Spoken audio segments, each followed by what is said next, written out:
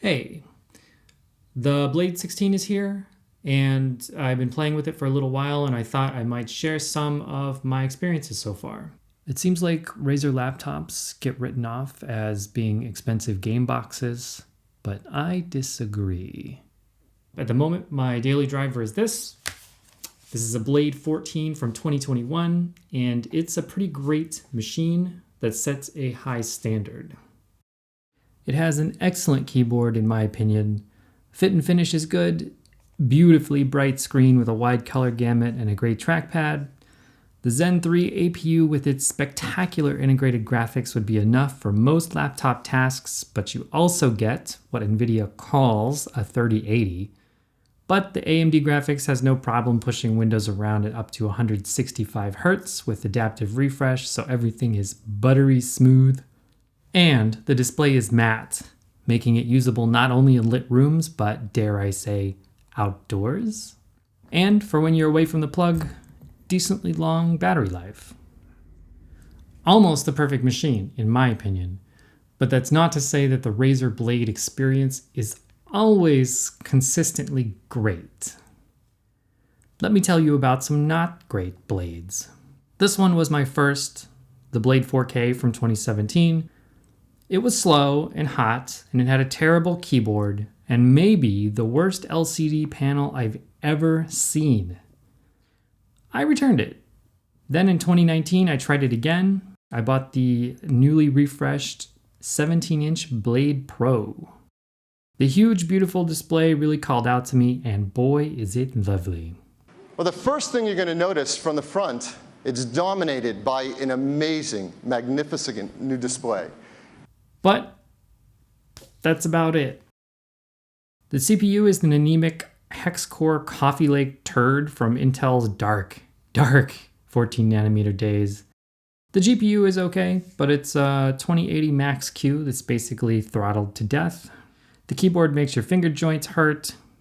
The Intel GPU is total crap, of course, so you have to run it in NVIDIA-only flamethrower mode, which means the fans never stop and battery life is pretty much zero.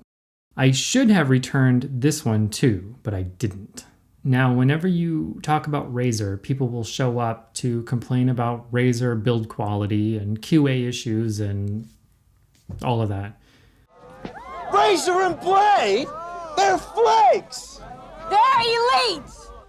And yeah, I've had Razer mice that break down into the goo from whence they came, but I've had pretty good luck with blades. My 17-inch did have a puffy battery, but that's probably because it can't ever be unplugged. Anyway, they replaced it for free even though it was slightly out of warranty. But I've never had a blade completely stop booting, which is more than I can say for Apple, as an example. So kind of hit or miss, but call me an optimist or a sucker maybe. Anyway, this one just showed up. It's a thicker, chunkier boy this year, like by quite a bit in the hand actually. It's a concession to the laws of physics that allow for more heat to escape and also more room for batteries to live. And finally, we have a 16:10 aspect ratio display. That's been my biggest gripe with the Blade 14 and even with the 17 is this chin of wasted space here. So this is a big deal for me. Inside, it's no secret that this thing is a specs monster.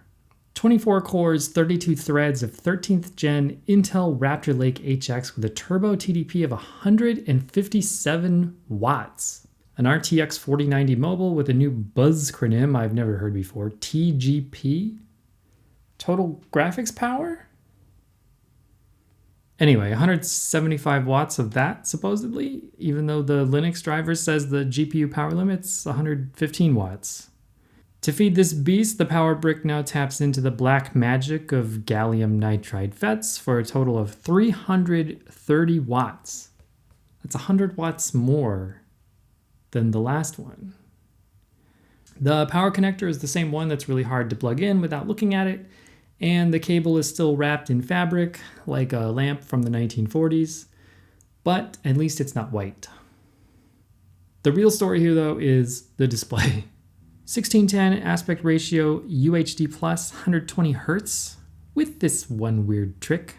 It'll switch down into FHD+, which is an exact integer scale, so nice and crisp, but the refresh rate doubles to 240 Hertz.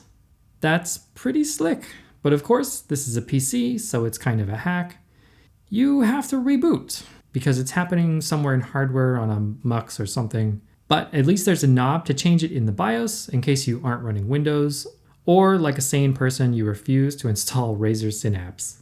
It works exactly as expected, and 240 Hz is glorious. Speaking of stuff in the BIOS, you can now tell the EC to limit the battery charge. Finally! It seems like maybe Razer got the message. Anyway, this is a mini LED display with 1,000 nits of full screen brightness and wide color gamut, and it really looks amazing. Local dimming is okay.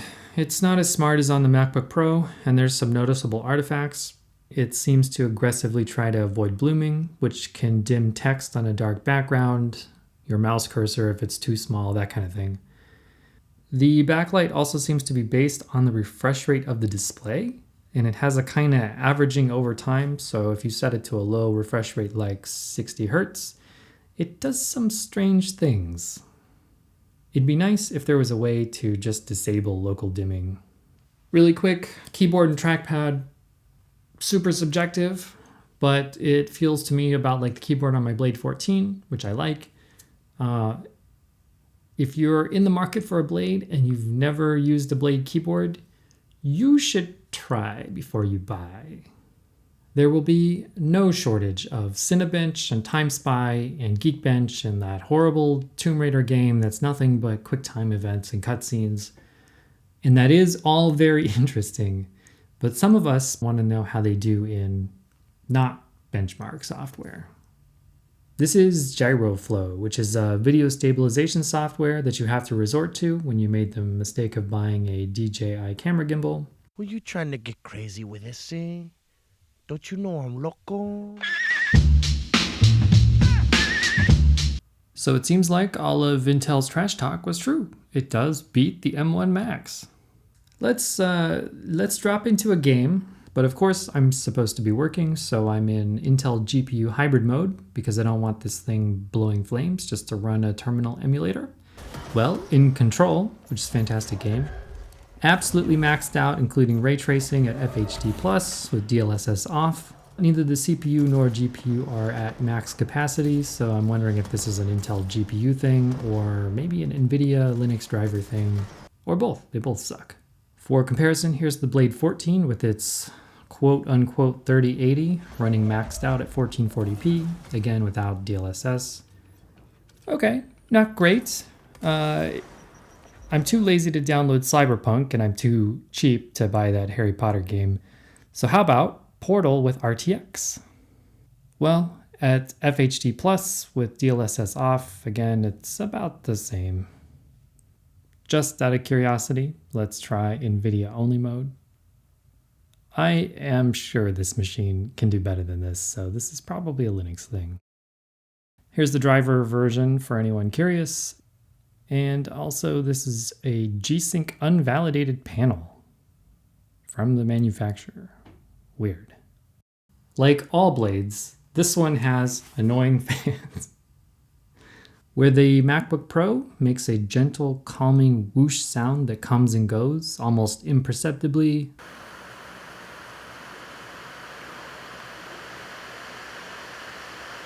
PC laptop fans have a distinct center frequency whine that varies with the fan speed.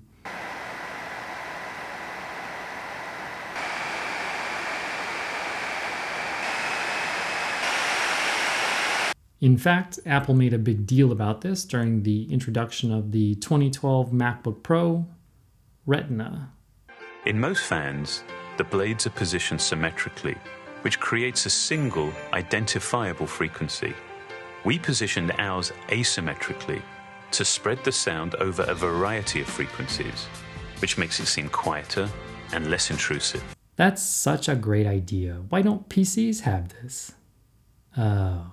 And those fans almost never stop because this thing dissipates a lot of power. It has a barely legal 95.2 watt-hour battery, which is great, But what does that get us in terms of mobility? Well, with the GPU completely comatose in D3 sleep, all CPU cores locked at minimum frequency, keyboard bling off, display at 60 Hz minimum brightness FHD+, this thing draws about 10 watts. If you do anything at all, and I mean anything, like move the mouse, it's more like 17 or 18 watts. Watching a video, even with hardware decode, draws like 24 watts. That gets you about 5 or 6 hours on battery. The CPU claims that it's only responsible for about 5 or 6 of these watts, but come on. It's kind of pathetic when the Blade 14 will idle at 5 watts and play HTML5 video at 10 to 11 watts. But I guess it's not exactly a secret that this is really just a desktop CPU. The Intel KMS driver supposedly supports variable refresh now, and it does show up as available, but doesn't seem to work. Razer's website says you have to be in NVIDIA mode for G-Sync to work. For comparison, here's the Blade 14 doing it. AMD graphics, no problem. As if we needed another reason to hate Intel GPUs, along with having to choose between screen tearing and awful performance in the year 2023. For $4,600-ish after taxes, there shouldn't be this many compromises. If what you really care about is plugged in performance, maybe build a desktop. Or if you really want to double down on the laptop desktop replacement thing, I think the Blade 18 looks better. So unfortunately, I think this one's going back. I'm just going to hold out hope for a Zen 4 based Blade with a 16:10 aspect ratio display and the same amazing 4090. Come on, Razer, you can do it. Anyway, hopefully this was informative or helped you somehow or whatever. If you have any comments, questions, corrections, insight, alternatives to the Blade maybe, put those in the comments, and thanks for watching.